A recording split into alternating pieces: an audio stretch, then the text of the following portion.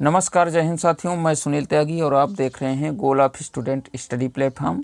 दोस्तों, आज का टॉपिक है हमारा लूसेंट जीके और इसके अंतर्गत भारतीय इतिहास से संबंधित महत्वपूर्ण प्रश्न लिए गए हैं जो आपके एग्जाम्स में बार बार रिपीट होते हैं और पूछे भी जाते हैं। तो चलिए उन सभी प्रश्नों को कवर करते हैं। तो आज का पहला प्रश्न है, तो देखिए आज का पहला प्रश्न क्या कह रहा है। कह रहा है, निम्न में से कौन सा क्षेत्र अशोक के साम्राज्य में सम्मिलित नहीं था। तो आपको बताना है इसका आंसर कि जो कौन सा ऐसा क्षेत्र था जो अशोक के साम्राज्य में सम्मिलित नहीं था या संबंधित नहीं था। तो उसका आंसर आपको कमेंट बॉक्स में बताना है कि इसका राइट आंसर कौन सा होगा। तो बताइएगा इसका आंसर कौन सा करेक्ट होगा। तो दोस्तों, श्रीलंका ऐसा क्षेत्र था जो अशोक के साम्राज्य में सम्मिलित नहीं था। तो इसका ऑप्शन कौन सा करेक्ट होगा। ऑप्शन हमारा सी करेक्ट है। कौन सा? ऑप्शन सी करेक्ट है। और फ्रेंड्स, अशोक का साम्राज्य उत्तर में हिंदुकुश से लेकर के दक्षिण में मैसूर तक फैला हुआ था। तो ये जो है इतना विस्तृत अशोक का साम्राज्य था। ऑप्शन हमारा सी करेक्ट है। अब चलते हैं अगले प्रश्न तक। तो अगला प्रश्न है हमारा सेकंड नंबर का, और सेकंड नंबर का प्रश्न क्या कह रहा है तो देखिएगा, और इसका आंसर आपको कमेंट बॉक्स में टाइप करना है कि इसका राइट आंसर कौन सा करेक्ट है। ये दोस्तों, इन प्रश्नों को जितने भी आंसर आपको पता हैं, प्रश्न का नंबर डाल के और ऑप्शन डाल के आप जो है कमेंट बॉक्स में बताइएगा। तो चलिए सेकंड नंबर का प्रश्न क्या कह रहा है, पाटलिपुत्र को किस शासक ने सर्वप्रथम अपनी राजधानी बनाई थी। तो आपको इसका आंसर बताना है कि पाटलिपुत्र को किस शासक ने सर्वप्रथम अपनी राजधानी बनाया था। आंसर आप कमेंट बॉक्स में टाइप करेंगे कि इसका राइट आंसर कौन सा है। तो आप जानते हैं कि पाटलिपुत्र को चंद्रगुप्त मौर्य ने सबसे पहले अपनी राजधानी बनाया था। तो ऑप्शन हमारा कौन सा करेक्ट है। तो ऑप्शन हमारा ए करेक्ट है। दोस्तों, यहाँ पर पाटलिपुत्र सोन और गंगा नदियों के संगम पर बसा था। तो ऑप्शन हमारा कौन सा करेक्ट है। ऑप्शन हमारा ए करेक्ट है। अब चलते हैं थर्ड नंबर पर प्रश्न पर। तो थर्ड नंबर का प्रश्न क्या कह रहा है। थर्ड नंबर का क्वेश्चन कह रहा है, पाटलिपुत्र में स्थित चंद्रगुप्त का महल मुख्यतः किस चीज़ का बना था। इसका आंसर आपको कमेंट बॉक्स में बताना है। यदि आंसर आपको पता है तो इसका आंसर कमेंट बॉक्स में टाइप करिएगा। तो फ्रेंड्स, पाटलिपुत्र में स्थित चंद्रगुप्त का महल मुख्यतः किसका? लकड़ी का बना था। ऑप्शन सी करेक्ट है। और साथ में यह महल पाटलिपुत्र के बुलंदी बाग में बना था। कहाँ पर? पाटलिपुत्र के बुलंदी बाग में बना था। मेगास्थनीज ने इस महल को मानव जाति का सबसे महान कृतियों में से एक बताया है। तो मेगास्थनीज ने क्या बताया है? इस महल को मानव जाति की सबसे महान कृतियों में से एक बताया है। तो इसका ऑप्शन सी करेक्ट है। कौन सा? ऑप्शन सी करेक्ट है। अब चलते हैं अगले प्रश्न पर। तो अगला हमारा प्रश्न है फोर्थ नंबर का, और फोर्थ नंबर का प्रश्न क्या कह रहा है। कह रहा है कि बाबर की गुफाओं का उपयोग किसने आश्रय गृह के रूप में किया है। क्या कह रहा है, बाबर की गुफाओं का उपयोग किसने आश्रय गृह के रूप में किया है। इसका आंसर कमेंट बॉक्स में बताएंगे। यदि आपको इसका आंसर पता है बताइएगा, इसका आंसर टाइप करिएगा। तो फोर्थ नंबर का आंसर कौन सा करेक्ट होगा। बाबर की गुफाओं का उपयोग किसने किया था। तो बाबर की गुफाओं का उपयोग हमारे आजीविकों ने आश्रय गृह के रूप में किया था। किसमें? आज। ऑप्शन हमारा ए करेक्ट है। कौन सा? ऑप्शन ए करेक्ट है। दोस्तों, बाबर की गुफाओं का इस्तेमाल आजीवक संप्रदाय के सन्यासियों ने आश्रय गृह के रूप में किया था। तो आजीवक संप्रदाय की स्थापना किसने की थी। तो आजीवक संप्रदाय की स्थापना मक्खाली मोसाल ने की थी। किसने? मक्खाली गोसाल ने की थी। ऑप्शन हमारा ए करेक्ट है। अब चलते हैं अगले प्रश्न पर। तो अगला प्रश्न है हमारा फिफ्थ नंबर का, और फिफ्थ नंबर का प्रश्न क्या कह रहा है। फिफ्थ नंबर का प्रश्न कह रहा है, किस अभिलेख से यह साबित होता है कि चंद्रगुप्त का प्रभाव पश्चिम भारत तक फैला हुआ था। किस अभिलेख से यह साबित होता है कि चंद्रगुप्त का प्रभाव पश्चिम भारत तक फैला हुआ था। बताइएगा इसका आंसर कौन सा करेक्ट होगा। तो दोस्तों, आप जानते हैं कि रुद्रदमन का जूनागढ़ अभिलेख जो था वह जो है चंद्रगुप्त का प्रभाव पश्चिम भारत तक फैला हुआ था। यह अभिलेख रुद्रदमन का जूनागढ़ अभिलेख है। इसका आंसर हमारा कौन सा? सी करेक्ट है। 6 नंबर का प्रश्न क्या कह रहा है, केवल वह स्तंभ जिसमें अशोक ने स्वयं को मगध का सम्राट बताया था। वह बताना है, वह स्तंभ बताना है जिसमें अशोक ने स्वयं को मगध का सम्राट बताया है। इसका आंसर आपको कमेंट बॉक्स में टाइप करना है कि 6 नंबर का आंसर कौन सा करेक्ट होगा। तो दोस्तों बताइएगा आंसर। तो भामरू स्तंभ को, किसको? भामरू स्तंभ को अशोक ने स्वयं को मगध का सम्राट बताया था। किसमें? तो भामरू स्तंभ में जो है अशोक ने स्वयं को मगध का सम्राट बताया था। ऑप्शन हमारा कौन सा करेक्ट होगा? ऑप्शन डी करेक्ट है। अब चलते हैं अगले प्रश्न पर। तो अगला प्रश्न है हमारा 7th नंबर का, और 7th नंबर का प्रश्न क्या कह रहा है? तो 7th नंबर का प्रश्न कह रहा है, 7th नंबर का प्रश्न कह रहा है प्रथम भारतीय साम्राज्य स्थापित किया गया था। तो भारतीय जो साम्राज्य था सबसे पहला कब स्थापित किया गया था और किसके द्वारा स्थापित किया गया था? ये आंसर आपको बताना है। प्रथम भारतीय साम्राज्य स्थापित किया गया था, तो किसके द्वारा प्रथम भारतीय साम्राज्य स्थापित किया गया था? बताइएगा इसका आंसर। तो हमारे 7th नंबर का आंसर होगा कौन सा? तो प्रथम भारतीय साम्राज्य चंद्रगुप्त मौर्य द्वारा स्थापित किया गया था।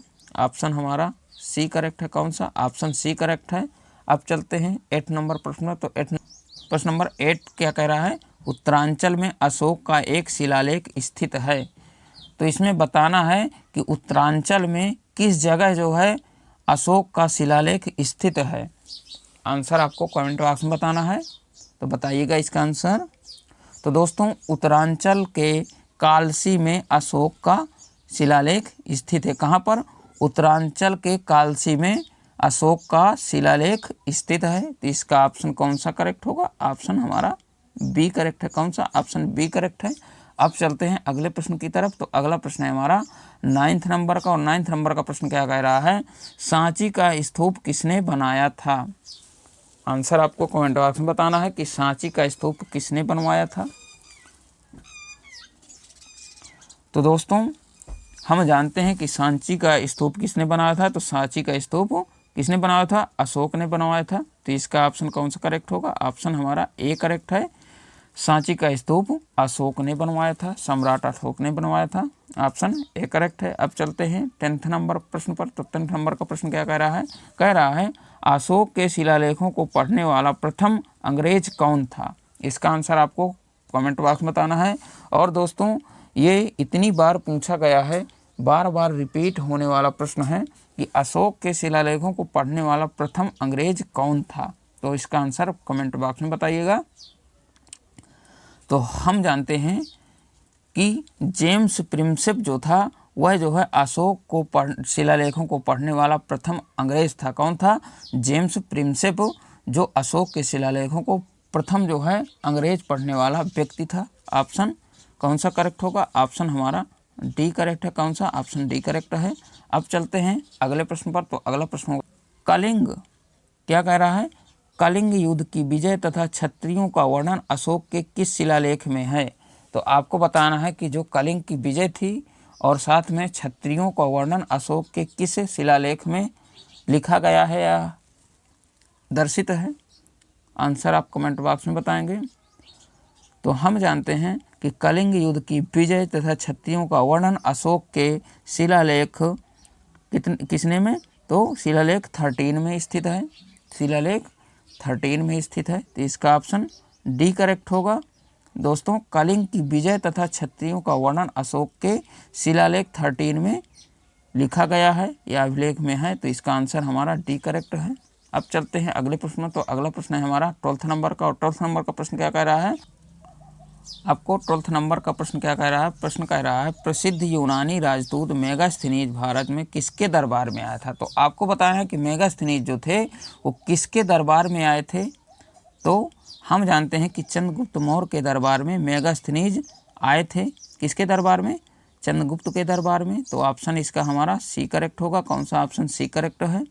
तो आप आंसर में बताएंगे कि जो है प्रसिद्ध यूनानी राजदूत मेगास्थनीज भारत में चंद्रगुप्त मौर्य के दरबार में आए थे। किसके? चंद्रगुप्त मौर्य के दरबार में आए थे। ऑप्शन हमारा सी करेक्ट होगा। अब चलते हैं अगले प्रश्न में। तो अगला प्रश्न है हमारा 13 नंबर का, और 13 नंबर का प्रश्न क्या कह रहा है? कह रहा है कह रहा है चंद्रगुप्त मौर्य ने सेल्यूकस को कब पराजित किया था। आपको बताना है इसका आंसर कमेंट बॉक्स में कि चंद्रगुप्त मौर्य ने सेल्यूकस को कब पराजित किया था। ऑप्शन हमारा बी करेक्ट होगा। 305 ईसा पूर्व में चंद्रगुप्त मौर्य ने सेल्यूकस को पराजित किया था। तो आपको बताना है कि चंद्रगुप्त मौर्य ने 305 ईसा पूर्व में सेल्यूकस को पराजित किया था। ऑप्शन हमारा बी करेक्ट होगा। कौन सा? ऑप्शन बी करेक्ट है। अब चलते हैं अगले प्रश्न में। तो अगला प्रश्न है हमारा 14 नंबर का, और 14 नंबर का प्रश्न क्या कह रहा है? कह रहा है निम्नलिखित में से कौन सा राजा प्रायः जनता के संपर्क में रहता था। आपको इसका आंसर कमेंट बॉक्स में बताना है कि जो वह राजा कौन था जो जनता के संपर्क में प्रायः रहता था या हमेशा जनता के संपर्क में रहता था। ऑप्शन कौन सा करेक्ट होगा बताइएगा। तो अशोक जो राजा था या सम्राट था वह हमेशा किसके? जनता के जो है संपर्क में रहता था। तो इसका ऑप्शन कौन सा करेक्ट है? ऑप्शन हमारा बी करेक्ट होगा। कौन सा? ऑप्शन बी करेक्ट है। अब चलते हैं नेक्स्ट प्रश्न पर। तो नेक्स्ट क्वेश्चन है हमारा 15 नंबर का, और 15 नंबर का प्रश्न क्या कह रहा है? प्रश्न कह रहा है अशोक ने 261 ईसा पूर्व में कलिंग को जीतने के बाद क्या किया था। तो इसका आंसर आपको कमेंट बॉक्स में बताना है कि अशोक ने 261 ईसा पूर्व में कलिंग को जीतने के बाद क्या किया था। तो बताइएगा इसका आंसर। तो अशोक ने 261 ईसा पूर्व में कलिंग को जीतने के बाद यह भारी जो है रक्तपात देखकर युद्ध नीति को सदा के लिए त्याग दिया था। क्यों त्याग दिया था? क्योंकि जो है वहाँ पर इतने लोगों का खून की नदियाँ बह गई थीं और साथ में जो है लाखों लोग बंदी बनाए गए थे। ये सारी चीज़ों को देख करके उनका जो है मन विचलित हो गया था इस युद्ध को देख करके। कौन सा युद्ध? कलिंग का युद्ध था। कब हुआ था? 261 ईसा पूर्व में हुआ था। और दोस्तों उन्होंने इस रक्तपात को देखकर युद्ध नीति को सदा के लिए त्याग दिया और साथ में धर्म घोष की घोषणा की थी। तो इसका ऑप्शन कौन सा करेक्ट होगा? ऑप्शन हमारा सी करेक्ट है। कौन सा? ऑप्शन सी करेक्ट है। अब चलते हैं नेक्स्ट प्रश्न। तो नेक्स्ट प्रश्न है हमारा 16 नंबर का, और 16 नंबर का प्रश्न क्या कह रहा है? किस ग्रंथ में चंद्रगुप्त मौर्य के लिए ब्रसल यानी कि निम्न कुल शब्द का प्रयोग किया गया है? तो किस ग्रंथ में चंद्रगुप्त मौर्य के लिए ब्रसल या निम्न कुल के लिए प्रयोग किया गया था? ऑप्शन इसका कौन सा करेक्ट होगा आप बताएंगे, बताइएगा। तो इसमें जो है मुद्रा राक्षस ग्रंथ में चंद्रगुप्त मौर्य के लिए ब्रसल यानी कि निम्न कुल शब्द का प्रयोग किया गया है। किसमें? तो मुद्रा राक्षस ग्रंथ में चंद्रगुप्त मौर्य के लिए निम्न कुल शब्द का प्रयोग किया गया है। इस प्रश्न का आंसर सी करेक्ट है। अब चलते हैं अगले प्रश्न पर। तो अगला प्रश्न होगा हमारा 17 नंबर का, और 17 नंबर का प्रश्न क्या कह रहा है? कह रहा है निम्नलिखित में से किस राज्य देश में अशोक के व्यक्तिगत नाम यानी अशोक का उल्लेख मिलता है? तो आपको इसका आंसर कमेंट बॉक्स में बताना है कि इनमें से जो है किस राज्य देश में अशोक के व्यक्तिगत नाम या अशोक का उल्लेख मिलता है। बताइएगा इसका आंसर कौन सा करेक्ट होगा। 17 नंबर का प्रश्न का आंसर कौन सा करेक्ट है कमेंट बॉक्स में बताएंगे। तो ये जो मास्की होता है यह राज्य देश में अशोक के व्यक्तिगत नाम का अशोक का उल्लेख मिलता है। कौन सा? ऑप्शन डी करेक्ट है। किसमें? मास्की राज्य देश में अशोक के व्यक्तिगत नाम का उल्लेख मिलता है। ऑप्शन हमारा डी करेक्ट है। अब चलते हैं नेक्स्ट प्रश्न। तो नेक्स्ट प्रश्न है श्रीनगर की स्थापना किस मौर्य शासक ने की थी? किसकी? श्रीनगर की स्थापना किस मौर्य शासक ने की थी? आंसर आप बताएंगे कमेंट बॉक्स में कि श्रीनगर की स्थापना किस मौर्य शासक ने की थी। तो श्रीनगर की स्थापना अशोक ने की थी। किसने? अशोक ने की थी। तो इसका ऑप्शन कौन सा करेक्ट है? ऑप्शन हमारा ए करेक्ट है। कौन सा? ए करेक्ट है। अशोक ने श्रीनगर की स्थापना करी थी। इसके बाद नेक्स्ट प्रश्न है। नेक्स्ट प्रश्न क्या कह रहा है? कह रहा है किस ग्रंथ में शूद्रों के लिए आर्य शब्द का प्रयोग किया गया है? तो आपको बताना है कि कौन सा ऐसा ग्रंथ था जो शूद्रों के लिए आर्य शब्द का प्रयोग किया गया है उसमें, बताइएगा। तो हम जानते हैं कि जो शूद्रों के लिए आर्य शब्द का प्रयोग किया गया है वह अर्थशास्त्र में, ये किसका लिखा है? तो ये जो है कौटिल्य के द्वारा लिखा गया अर्थशास्त्र है। इसमें जो है शूद्रों के लिए आर्य शब्द का प्रयोग किया गया है। ऑप्शन कौन सा सही होगा? ऑप्शन हमारा ए करेक्ट है। कौन सा? ऑप्शन ए करेक्ट है। क्वेश्चन नंबर 20 नंबर का आंसर आपको कमेंट बॉक्स में बताना है कि अशोक ने अपने राज्याभिषेक के चौथे वर्ष में निग्रोध के प्रभाव से प्रभावित होकर किससे बौद्ध धर्म की दीक्षा ली थी? बताइए इसका आंसर क्या होगा कि निग्रोध के प्रभाव से प्रभावित होकर किससे बौद्ध धर्म की दीक्षा ली थी? आंसर आपको बताना है कमेंट बॉक्स में। तो आंसर कौन सा सही होगा? ऑप्शन सी करेक्ट है। उपगुप्त से निग्रोध प्रभाव से प्रभावित होकर जो है उपगुप्त से क्या किया था? बौद्ध धर्म की दीक्षा ली थी। कौन लिए थे? अशोक। तो अशोक जो है उपगुप्त से बौद्ध धर्म की दीक्षा ली थी। ऑप्शन सी करेक्ट होगा। कौन सा? ऑप्शन सी करेक्ट है। अब चलते हैं अगले प्रश्न में। तो अगला प्रश्न है हमारा 21 और 21 का आंसर आपको कमेंट बॉक्स में बताना है। इसका आंसर कौन सा करेक्ट होगा आपको बताना है। 21 नंबर का प्रश्न है। क्या बताना है? इसका आंसर बताना है। कौटिल्य द्वारा रचित अर्थशास्त्र। तो कौटिल्य किस चीज़ की स्थापना करी थी? तो उन्होंने जो है रचा था अर्थशास्त्र। तो आपसे अगर एग्जाम्स में पूछ ले कि अर्थशास्त्र की स्थापना किसने की थी या रचित किसके द्वारा किया गया था अर्थशास्त्र, तो आप बताएंगे कौटिल्य के द्वारा। तो ये जो है कितने अभिकरणों में विभाजित है? आपको बताना है कि जो कौटिल्य के द्वारा अर्थशास्त्र लिखा गया था वह कितने अभिकरणों में विभाजित है? बताइएगा इसका आंसर। तो आंसर हमारा डी करेक्ट होगा कि जो कौटिल्य के द्वारा रचित अर्थशास्त्र था वो जो है 15 अभिकरणों में विभाजित था। कितने? 15 अभिकरणों में विभाजित था। तो इसका ऑप्शन कौन सा सही है? तो ऑप्शन डी करेक्ट है। अब चलते हैं नेक्स्ट प्रश्न पर। तो नेक्स्ट प्रश्न है हमारा कौन सा? 22 नंबर का। और 22 नंबर का प्रश्न क्या कह रहा है? कह रहा है अशोक का समकालीन तुर्मय कहाँ का राजा था? तो अशोक के समय का जो है समकालीन तुर्मय जो राजा था वह कहाँ का राजा था? आपको इसका आंसर कमेंट बॉक्स में बताना है कि 22 नंबर का आंसर कौन सा करेक्ट होगा। तो दोस्तों अशोक का समकालीन या तुर्मय राजा कहाँ का राजा था? तो वह राजा था कहाँ का? मिस्र का राजा था। तो ऑप्शन हमारा ए करेक्ट होगा कि अशोक के समकालीन तुर्मय राजा जो है मिस्र का राजा था। ऑप्शन ए करेक्ट है। अब चलते हैं नेक्स्ट प्रश्न में। तो नेक्स्ट प्रश्न है हमारा 23 नंबर का। और 23 नंबर का प्रश्न क्या कह रहा है? कह रहा है किसके शासनकाल में डायमेकस या डीमेकस भारत आया था? आपको बताना है इसका आंसर कमेंट बॉक्स में कि किस शासनकाल में या किसके शासनकाल में डायमेकस या डीमेकस भारत आया था? बताइएगा इसका आंसर कौन सा करेक्ट होगा।